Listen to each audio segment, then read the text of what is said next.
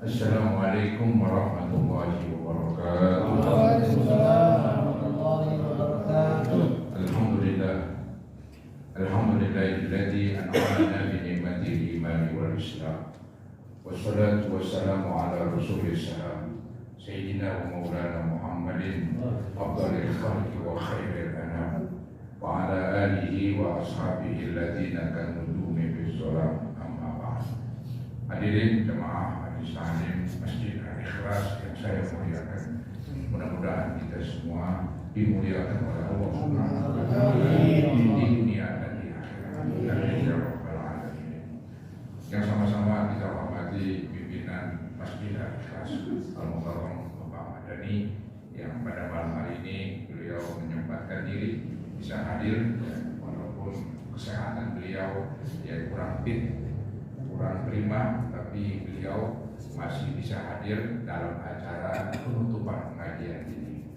Juga para guru-guru di antaranya Ustaz di Kabupaten Ramadan dan lain-lainnya, serta para tokoh masyarakat, ya, para hujat, bapak-bapak dan juga remaja sekalian. Syukur alhamdulillah malam hari ini malam mulia, malam Jumat, berada kita di bulan Sya'ban, ya, dan kita berada di ruangan Masjid Jami' Al-Ikhlas. Jadi waktunya mulia, tempatnya mulia, bulannya juga mulia.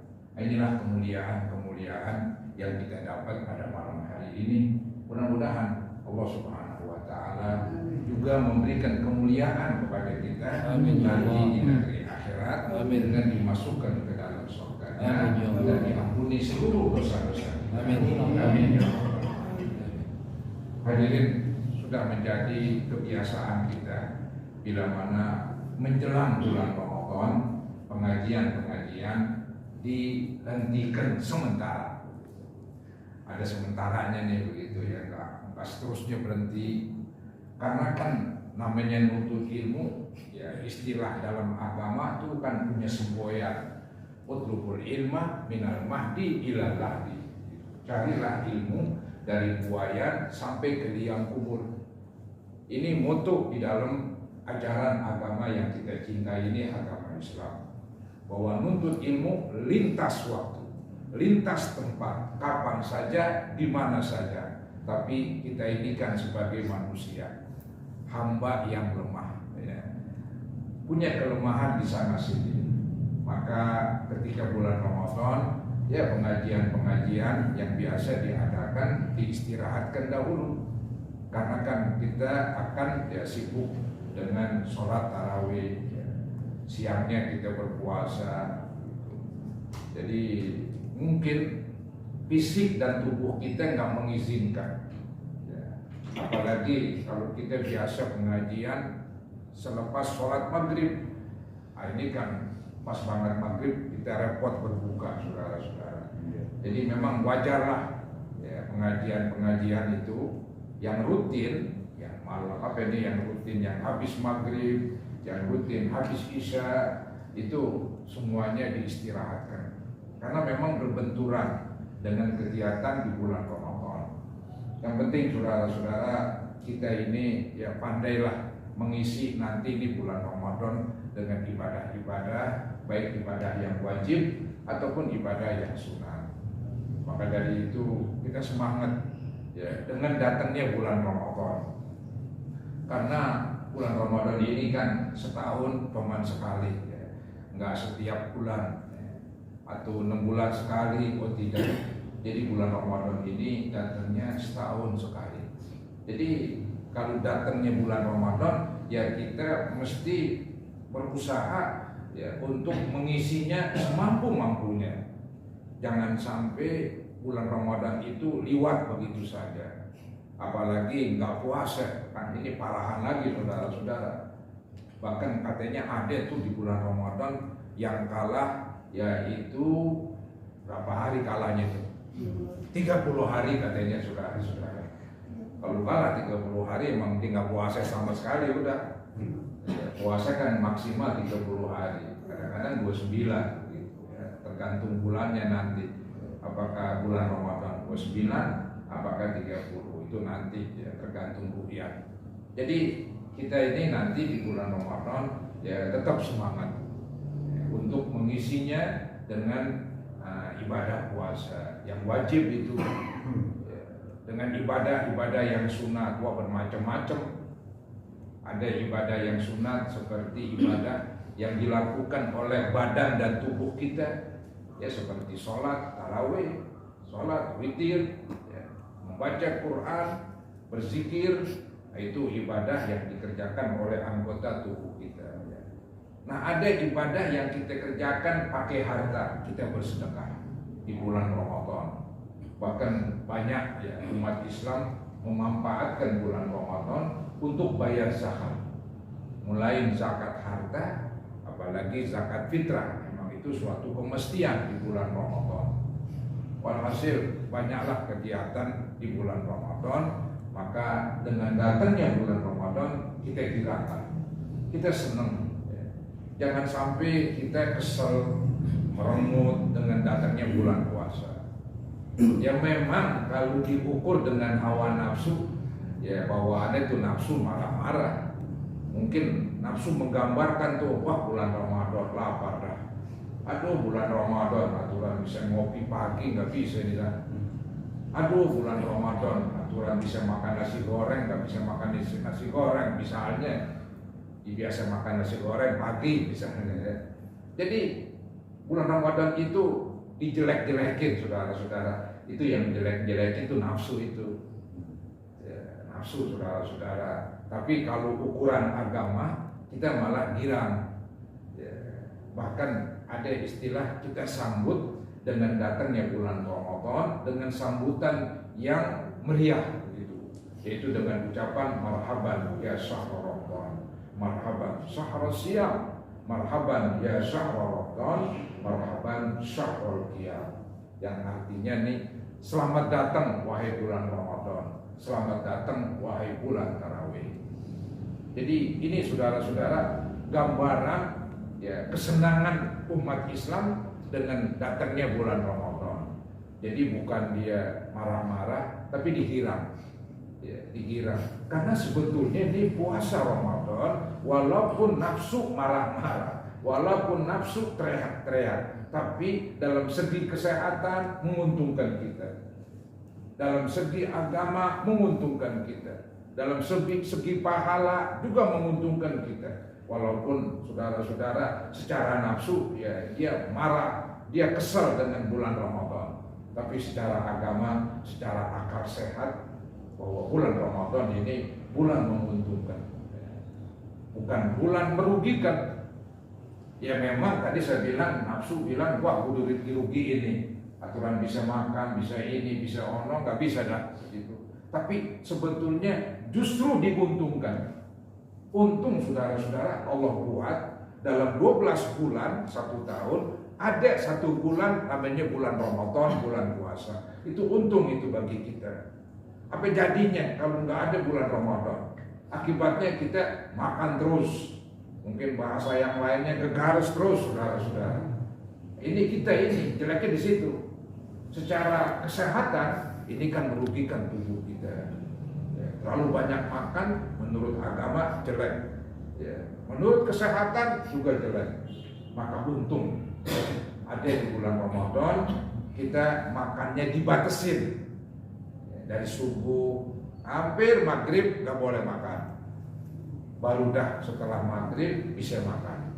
Nah ini saudara-saudara menguntungkan jasmani kita, menguntungkan rohani kita.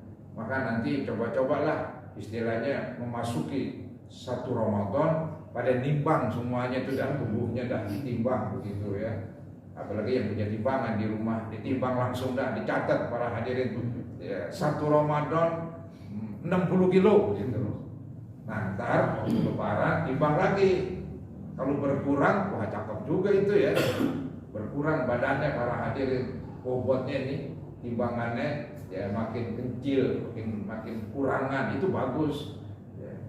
Kan tubuh terlalu gede itu nggak bagus saudara-saudara ya, jadi yang bagus tuh ya langsing lah, sedang gitu. Tapi jangan mengira ini mentang-mentang langsing umurnya panjang begitu Kadang-kadang ada yang langsing tewas duluan, saudara-saudara. Jadi kalau umur itu selain Allah lah. Kita hanya usaha doang. Biasanya kalau badannya langsing itu ya biasanya ini penyakit-penyakit ya agak berkurang lah. Kalau agak gemuk mungkin penyakit ya ada begitu. Nah kadang-kadang yang kurus saja punya penyakit para hadirin, nggak taunya penyakit TBC, ya, bahaya ini kan begitu. Jadi tubuh sedang ya dengan sebab puasa berkurang timbangannya itu bagus. Walaupun saudara-saudara kita nggak ada nawaitu kesono, ini cuman hikmahnya, manfaatnya. Ente nawaitu kesono atau tidak, tetap kalau makannya disiplin bulan puasa tubuhnya akan berkurang, otomatis begitu.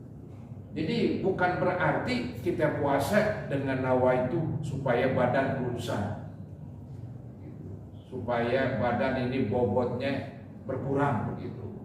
Itu jelek saudara-saudara. Kan di dalam Al-Quran kan diterangkan itu ya apa itu? Ya ayyuhalladzina amanu kutiba alaikumusiyam kama kutiba alal ladzina min qablikum. Itu di ujung ada la'allakum tattaqun. Nah itu tujuannya tuh la'allakum tattaqun. Di dalam tafsir Jalalain disebutin tuh la'allakum tattaqunal ma'asi. Artinya dengan sebab berpuasa agar kamu menjadi orang-orang yang menjauhi dari kemaksiatan, dari pelanggaran-pelanggaran. Maka tuh kalau orang berpuasa tuh dia selalu ingat puasanya, dia takut berbuat dosa. Kenapa? Nah, dia akan sebut kalau berbuat dosa pahalanya hilang begitu. Mungkin istilah lain batal nih kan begitu. Batal sih bukan batal puasanya, batal pahalanya. Karena kita berbuat yang buruk di bulan puasa. Jadi itu tujuan yang pokok ya, la'allakum tattaqunal ma'asi, agar kamu menjauh dari kemaksiatan. Artinya dari durhaka kepada Allah, durhaka kepada Rasulnya. Memang kalau dikaitkan dengan puasa, kemudian kita ini jadi menjauh dari durhaka, di samping memang puasa itu tadi ngingetin. Kalau kita lagi puasa tuh kita diingetin, jaga puasa lu. Ya, jangan dibatalin begitu, jangan dibatalin pahalanya. Itu di samping itu para hadirin dengan sebab puasa, yaitu otomatis ya nafsu terkekang, otomatis nafsu terkekang. Dimulai dari nafsu terhadap makan. Ya, kan di rumah kita nih bulan puasa ya makanan ada lah, air banyak lah kan begitu. Tapi toh kita tahan, kita kekang saudara-saudara nafsu kita. Nah, otomatis kita akan mengekang juga nafsu kita dari perbuatan maksiat. Semestinya begitu. Jadi kita tuh di bulan puasa dilatih untuk mengontrol hawa nafsu, untuk mengekang hawa nafsu dilatih. Dimulai dari nafsu makan, dari nafsu minum, dari nafsu yang macam-macam sudah untuk kepentingan jasmani kita. Nafsu ingin ngerokok misalnya, ingin ngemil dan sebagainya. Itu dengan bulan puasa kita berhenti, berarti kita kekang tuh hawa nafsu. Nah nafsu kan bukan terhadap makan doang, ada nafsu maaf pengen memperkosa orang, nafsu ingin berzina begitu, nafsu ingin mencuri, merampok, menipu agar dapat duit lebih banyak lagi begitu, nafsu ingin menyakiti orang lain. Nah, itu nafsu itu. Ya, banyak sekali keinginan-keinginan kita. Nah, dengan adanya puasa kita dilatih mulai dari menahan nafsu makan, entar juga bisa menahan dari ya berbuat misalnya perzinaan. Kan tadi nafsu dikekang, apalagi makannya kan nggak makan. Jadi nafsu itu ya otomatis berkurang, saudara-saudara ya. Sehingga orang bisa mengendalikan dirinya, nggak berbuat berzina, nggak ingin ya merampok, ingin mencuri, kan udah dilatih di bulan puasa, bisa mengendalikan hawa nafsu. Kalau udah dilatih dengan mengendalikan nafsu makan, semestinya selayaknya juga dia bisa mengendalikan nafsu kita terhadap keinginan-keinginan yang haram. Itu salah satu tujuan, saudara-saudara. Tujuan daripada puasa, la'allakum tattaqun. Jadi bukan tujuannya supaya badan kita sehat, nggak bagus itu. Itu hikmah namanya ya. Artinya manfaat yang timbul dari puasa. Bukan tujuan. Kalau tujuan kita ini puasa biar badan kurusan, biar badan sehat, entah jadi berkurang pahala puasanya. Jadi berkurang saudara-saudara. Maka tuh Nabi ingetin tuh, man shoma ramadhana imanan itu wahtisaban. Siapa-siapa yang berpuasa dengan meyakini, imanan di sini bukan iman yaitu beriman kepada Allah. Itu udah beriman kepada Allah. Jadi ketika berpuasa diimanan, maksudnya apa? Meyakini pahala puasa. Pahala puasa gede itu diyakinin, ya diakuin betul-betul. Itu imanan. Kemudian wahtisaban, dan dia puasa dengan sukarela. Ihtisaban artinya ikhlason. Dia ikhlas. Maka apa hasilnya? Diampunin dosa-dosanya sebelumnya dan yang akan datang. Jadi saudara-saudara, Allah akan ampunin dosa-dosa orang yang berpuasa dengan ikhlas karena Allah, dengan meyakini bahwa pahala puasa begitu besar. Maka dengan adanya puasa, walhasil kita girang lah begitu. Kalau memang kita nggak girang, kita paksain girang, begitu saudara-saudara. Untuk mendidik diri kita nih supaya senang dengan ibadah. Ya. Apalagi yang sudah tua, kemana lagi? Ya, sudah lewat masa-masa muda, ya. Jadi sudah punya istri, punya keluarga. Jadi sebaiknya mereka lebih banyak mengisi bulan puasa dengan ibadah-ibadah. Karena kita ya akan menghadapi kematian. Mungkin ya, yang sudah tua-tua ini ya langkah kita lebih dekat ke kuburan begitu daripada langkah yang muda-muda begitu. Maka dibilang banyak langkah ke depan berarti banyak langkah ke depan menuju kuburan. Artinya saudara-saudara makin tua ya makin dekat ke kuburan. Maka dari itu ya, tidak ada jalan lain lah ya, untuk supaya nanti kalau kita sudah wafat kita bahagia. Waktu wafat kita senang. Nah ini tidak boleh tidak, di dunia dia harus berusaha beribadah. Ya, gak enak memang, sakit, ya, capek begitu. Ya biarin saudara-saudara, biarlah capek-capek di dunia, asal nanti waktu meninggal enggak capek lagi. Waktu di akhirat enggak capek lagi, malah justru di surga. Begitu. Jadi mestilah kita pandai mengatur waktu kita ini. Ya. Maka di bulan puasa nanti giranglah kita ya. Saudara, kalau kita nggak puasa yang rugi diri kita sendiri. Allah nggak pernah rugi begitu. Bahkan kasarnya ini Allah tantangin begitu. Di dalam hadis qudsi itu, lau anna awwalakum wa akhirakum wa insakum wa jinnakum kanu ala atqa qalbi rajuli wahidin minkum ma zada fi mulki syai'a. Seandainya awal manusia sampai akhir manusia termasuk bangsa jin semuanya menjadi orang paling benar, menjadi orang paling bertakwa seperti Nabi Muhammad SAW. Allah berfirman, tidak bertambah kekuasaan. Jadi kalau semuanya ini nggak ada yang kafir makhluknya, semuanya beribadah seperti Nabi Muhammad, Allah nggak bertambah kekuasaannya. Yang bertambah ya kita dapat pahala saudara-saudara. Maka yang untung kita kalau kita beribadah. Kebalikannya, lau anna awwalakum wa akhirakum wa insakum wa jinnakum kanu ala afjari qalbi rajuli wahidin minkum ma naqasa min dzalika syai'a. Seandainya awal manusia sampai akhir manusia termasuk bangsa jin menjadi makhluk paling jahat. Siapa makhluk paling jahat? Iblis. Anggap semuanya jadi iblis. Enggak ada yang beriman, enggak ada yang beribadah. Allah berfirman, tidak berkurang sedikit pun kekuasaan. Jadi ini Allah menggambarkan, wahai manusia, kamu beribadah, untungnya buat kamu. Kamu berbuat jahat, menimpa kerugiannya kepada kamu juga.